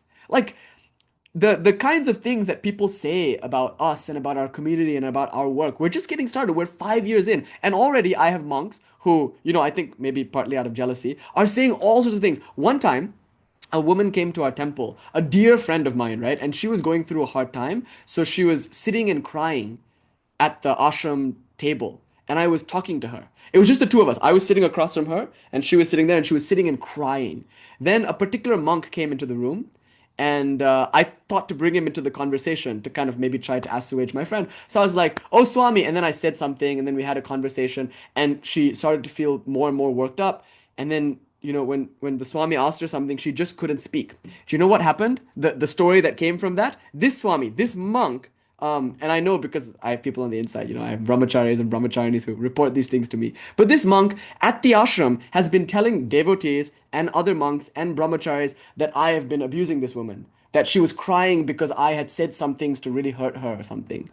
But like the fact, I mean, like where that came from, I don't know, but I can see it. It's a plausible story. It's like, okay, here's a young girl, she's crying.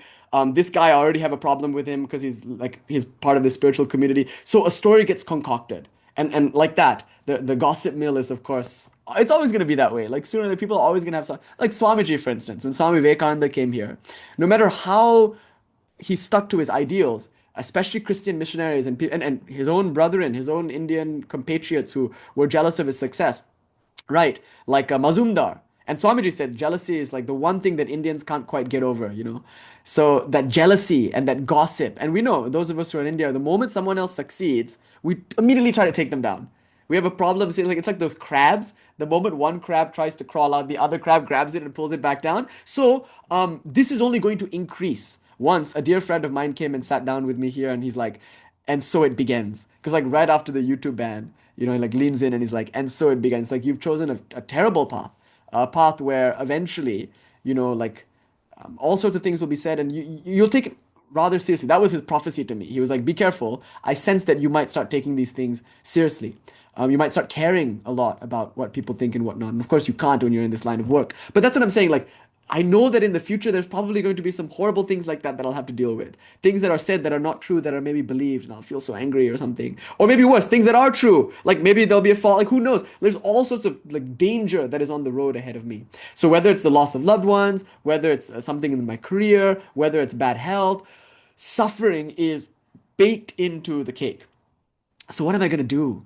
Right? And according to the worship of Kali, the only thing to do is to say, Jai Ma. Like when this suffering comes, no matter what it is, to smile, be mad with joy, even at evil, seeing it all as God's play. So when you get a deterministic view, you have this idea of like, everything is grace, actually. Everything is grace. You only have to realize that. So then you answer the first question this way. How about God's partiality? If there is such a thing as grace, then some people come to spiritual life, some people don't. According to Sri Shankara in Viveka Churamani, the greatest kind of blessing you can have is to have a human body, access to genuine spiritual teaching through a genuine spiritual teacher, and more importantly, mumukshutva. Those first two won't matter unless you have the third thing, desire for liberation. If you are a human who has a true spiritual teacher and a true path, who actually wants to realize God, according to Shankara, you have the best possible life. So all of you, I'm looking at some 40 of you now, you guys are at the top of the karma ladder. Like in terms of merit, all of you have the literal best possible life, the best possible merit. You're humans with a desire for God, and here you are in a genuine, like you're all on your own path, but like genuinely interested. So It's the best possible karma. So let's just use this as a metric, okay? Let's say the best possible karma is realizing God and coming to spiritual life. Why is it that some people come to spiritual life and never realize God? Why is it that some people come to spiritual life and realize God? Why is it that some people never come to spiritual life at all? How do you account for God's partiality? Well, the answer from the non dual absolute point of view is this: there is no partiality because there is no duality. Like we were saying last night, God is not partial to some and impartial to others because of this point, because God is everyone. So you can't say, oh my God, how could God sacrifice his only begotten son? Hare, Christ is God. God didn't sacrifice his son, God sacrificed himself. But wait a minute, sacrificed himself for what? For himself? We don't call that a sacrifice. There was no real sacrifice. It's all play. So that's the answer for question number one. Question number two. Actually, what is question number two? Hold on. Question number two is actually, so why bother? Right? Like why go through the trouble of bondage at all? Like if everything is God, why would God do this? And the answer is why not? Like we said last night, if there was a why, then it's no longer free. For God to be free, God must do things for no reason. Because if there was a reason, then the because has already bound God to a cause and effect chain. So it's for no reason whatsoever. It's just for fun. And things that we do for fun, wonderful question. Paula asks all my favorite things, ghosts and black magic and all the good stuff. Good, cool, juicy tantric stuff. So actually, yeah, let's get into a Q&A presently. Um, oh, gee, the poet is saying, what flower remains closed when the sun reveals himself? Just the soul will unveil when confronted with the divine. True to the name, the poet, yes, this idea that like the lotus cannot but blossom when there's the sun. But the claim here is that there's always the sun. Like the claim is that why are some lotuses closed? Why are they resistant to the kiss of the sunlight when it's all around? And the answer is because that's the best way for them to play in that moment. So the question is, why is there bondage? The answer is why not? Why not? Why not have horror movies?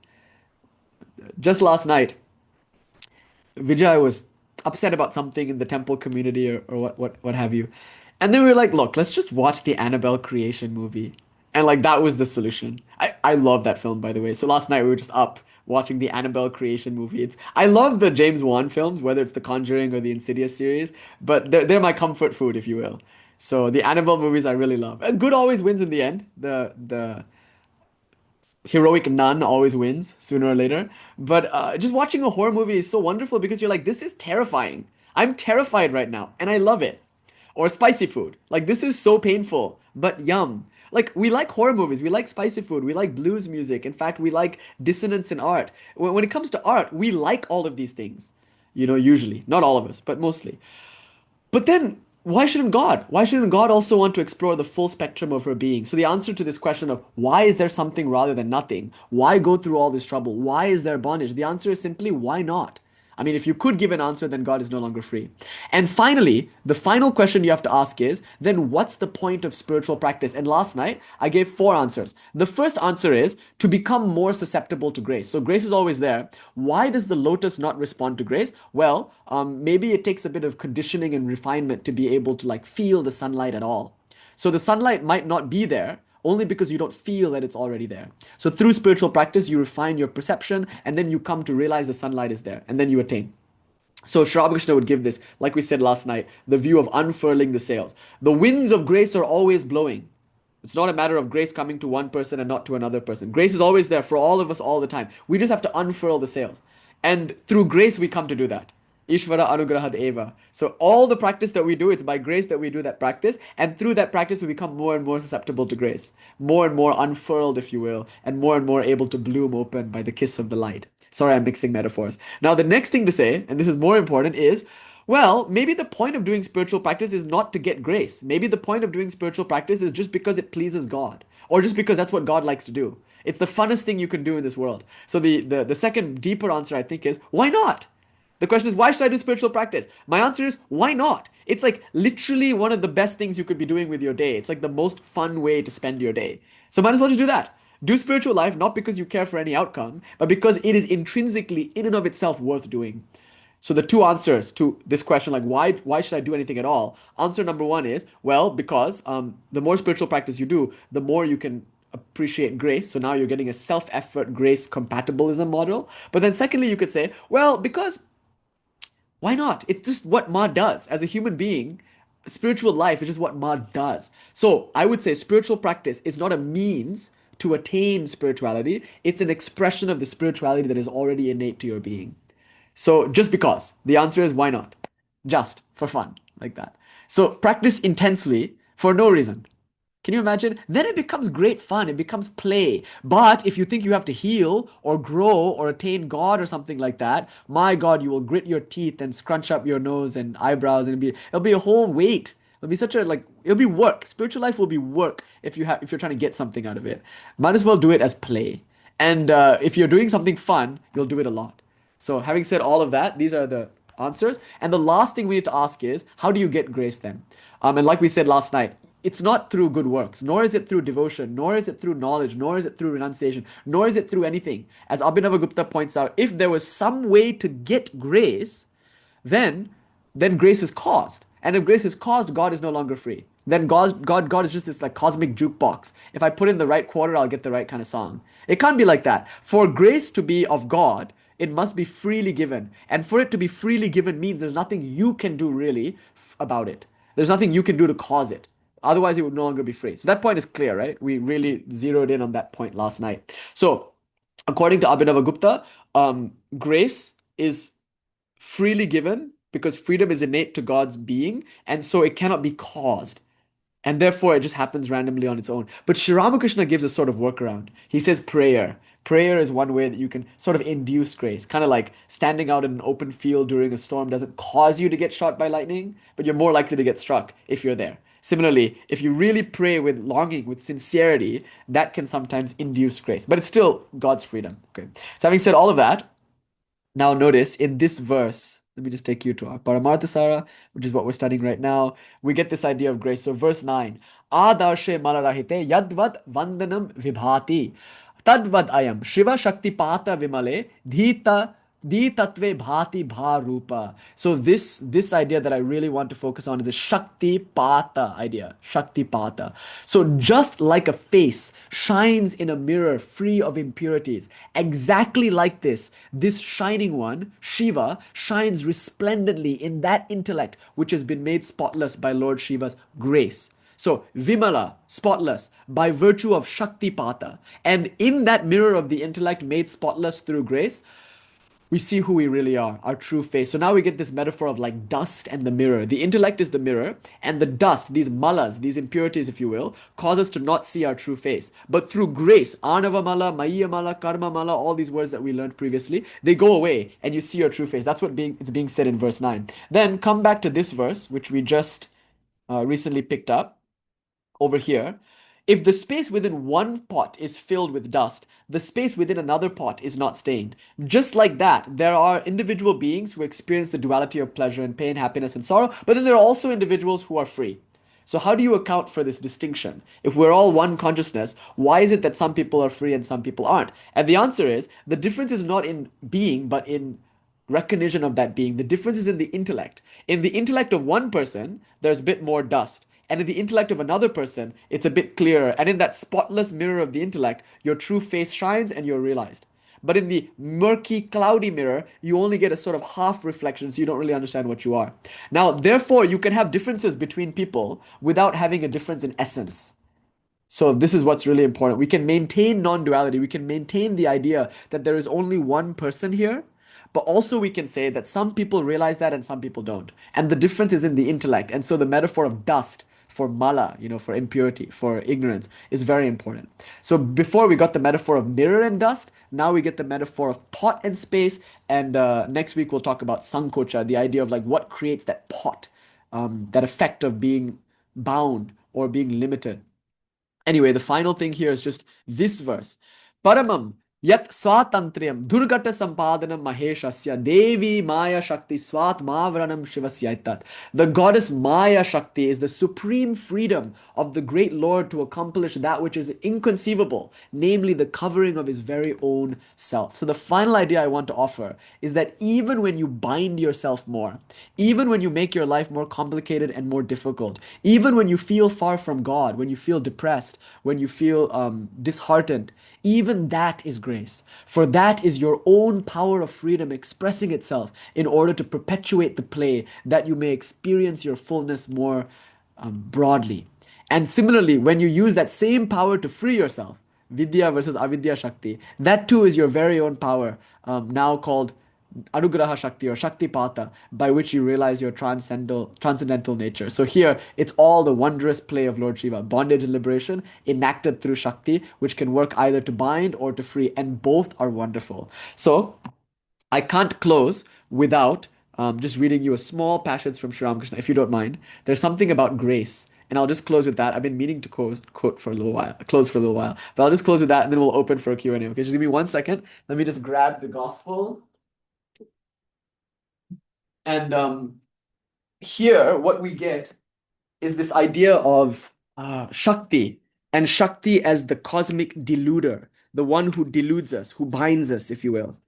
And so, August 24th, 1882, one of my favorite entries in the Gospel of Sri Ramakrishna. M and the divine Sri Ramakrishna are talking about God. And so, here he says, "Yes, sir," M says, "I realize that. It isn't like thinking of an unreal object. How can a man lose his intelligence if he always fixes his mind on him whose very nature is intelligence? Master, with pleasure, it is through God's grace that you understand that. The doubts of the mind will not disappear without his grace. Doubts do not disappear without self-realization." So look what's being said. The mind will have doubts. So the doubts are like the dust, the impurity. And that dust is only removed through God's grace. So self-realization is the cause for the dust, the removal of the dust is the cause of self-realization, but it's grace alone who can do that. And now, Sri Ramakrishna says, "But one need not fear anything if one has received the grace of God. It is rather easy for a child to stumble if he holds his father's hand. But there can be no such fear if the father holds the child's hand. A man does not have to suffer anymore if God, in his grace, removes his doubts and reveals himself to him. But this grace descends upon him only after he has prayed to God with intense yearning of heart and practiced spiritual discipline." So see, only grace can do it, but here's a compatibilism kind of model, because to get that grace, it seems like, you have to pray to God with a yearning heart and do spiritual practice. And here's why. The mother feels compassion for her child when she sees him running about breathlessly. She has been hiding herself. Now she appears before the child.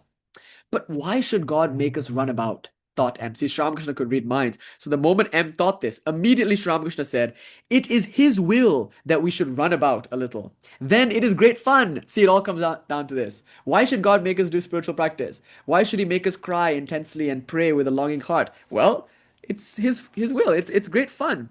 God has created the world in play, as it were. This is called Mahamaya, the great illusion. Therefore, one must take refuge in the Divine Mother, the cosmic power itself. It is she who has bound us with the shackles of illusion. The realization of God is possible only when these shackles are severed. So notice, Ma binds us as well as frees us. It's not karma that does this. It's Ma that does this. It's Ma that perpetuates karmas that bind us in the wheel of birth, death, and rebirth. The master continued. Now this is the key takeaway. TLDR of this lecture. If you take nothing else away, here's what we can do about all of this. Okay, here's what he says. The master continued. One must propitiate the Divine Mother, the primal energy, in order to obtain God's grace. There you have it. He's saying you have to propitiate Mother, the cosmic energy, the primal energy, in order to obtain God's grace. God herself is Mahamaya, who deludes the world with her illusion and conjures up the magic of creation, preservation, and destruction. She has spread this veil of ignorance before our eyes. We can go into the inner chamber only when she lets us pass through the door. Living outside, we see only outer objects, but not that eternal being. Existence, knowledge, bliss, absolute. Therefore, it is stated in the Purana that even deities like Brahma praised Mahamaya for the destruction of the demons Madhu and Kaitaba. Shakti alone is the root of the universe. That primal energy has two aspects, Vidya and Avidya. Avidya deludes. Avidya conjures up lust and gold, which casts the spell. So you cannot even be mad at lust and gold. It's not the devil. It's the way Ma plays. It's her magic. It's her spell. And it's wonderful. Like sex and money, these are wonderful ways in which she perpetuates her Maya. But those of us who are spiritual aspirants, here's the thing to remember. Vidya begets devotion, kindness, wisdom, and love, which lead one to God. Now, this avidya must be propitiated, and that is the purpose of the rites of Shakti worship. And there's a footnote. Swami Nikhilanandaji adds, in this worship, a woman is regarded as the representation of the Divine Mother. So Sri Ramakrishna is literally telling M to literally worship women. He's telling him, look, if you don't see women as the Divine Mother, you will see them as means to your own ends. You'll think of them as ways to gratify yourself. In other words, you won't see women for what they really are. Every woman is a veritable image of the Divine Mother Kali. She is the living goddess on this material plane. So he's saying, like, if you don't take this view, then she will delude you. Not because she wants to, but because you are deluded in understanding her. But if you understand what she is, you'll be free. And so you should worship her. You should literally worship her. This is Sri Ramakrishna's advice. Now, does it mean that he has to go home and worship his wife? Ideally, he will do that. But it could also mean that he worships Kali, that he does Kali puja. Because, M is a non-dualist. He doesn't like this whole kind of puja thing. He prefers Advaita and impersonal God. So Sri Ramakrishna is turning him into a Shakta now. And remember, they're alone. Sri Ramakrishna wouldn't preach this because he doesn't like to preach religion. He doesn't want to, he's just trying to transform his own disciple now. So then he says, the devotee assumes various attitudes towards Shakti in order to propitiate her. The attitude of a handmaid, a hero, or a child. A hero's attitude is to please her, even as a man pleases a woman through intercourse. The worship of Shakti is extremely difficult. It is no joke. I passed 2 years as the handmaid and companion of the Divine Mother. But my natural attitude has always been that of a child towards its mother. I regard the breasts of any woman as those of my own mother. Women are all of them the veritable images of Shakti. In northwest India, the bride holds a knife in her hand at the time of marriage. In Bengal, a nut cutter. I always thought that was funny. The meaning is that the bridegroom, with the help of the bride, who is the embodiment of the divine power, will sever the bondage of illusion. This is the heroic attitude. I never worship the Divine Mother that way. My attitude towards her is that of a child towards its mother. The bride is the very embodiment of Shakti. Haven't you noticed at the marriage ceremony how the groom sits behind like an idiot? But the bride, she is so bold. So what Sri Ramakrishna seems to be implying is that we should worship Shakti. We should propitiate the very thing by which one becomes attached. In other words, unless you get her grace, you'll never be free. But how do you get her grace? By seeing all women as the Divine Mother. That's one way to get her grace. By treating every single woman that you meet as a literal goddess. And you can't just say that in order to seduce them, which is what a lot of people do. They're like, oh, Devi, Devi, Devi. They worship you. But only because ultimately they have some ends in mind, It's not like that. If you really saw her as a goddess, you would only serve. You would expect to get nothing in return. In fact, more importantly, if you saw her as a goddess and you took this attitude of mother, you would regard everyone as your mother. And not just women, but everyone in the world. You would see them as the Divine Mother, and you would feel so innocent and guileless like a child. So in our tradition, we say it's perfectly fine to worship the goddess as a consort. And a lot of the tantric world is about that. But it's safer, much safer and more wholesome to take the attitude of a child. So this is what Sri Ramakrishna taught us. And if you yourself are a woman, if you identify as a woman, then you can take the attitude of the handmaiden, if you want. The idea that you are her sister, the idea that you are her best friend, or her bridesmaid or something like that. That's also a nice attitude. But also don't forget the attitude of the lover is also available. Sri Ramakrishna mentioned it and he talked about it. It's like to please her the way a husband would please his wife. That's also fine. But he said, I never worshipped in that way. He said, I preferred the attitude of a child. So he might be giving us a hint that you can do it in that way. But as one sadhu told me, it's like roller skating on ice. A bit more chance of a fall there. So it's better just to regard everyone as your mother. And through that, Sri Ramakrishna says, through doing that Shakti worship, propitiating women as the Divine Mother, one can obtain her grace. So I think what beautiful teaching. You can just pray, you can do sadhana, and grace will come. But also you can just literally just respect women as the goddess, and grace will come. That Ma will only take care of you if you are willing to see this world as for what it is, Ma embodied.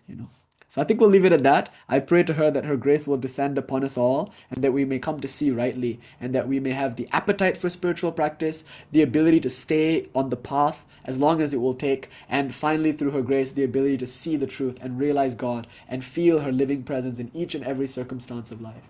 Om Shanti Shanti Shanti. Hari Om Tat Sat. Sri Ramakrishna Arpanam Astu. Jai Thakur. Wow.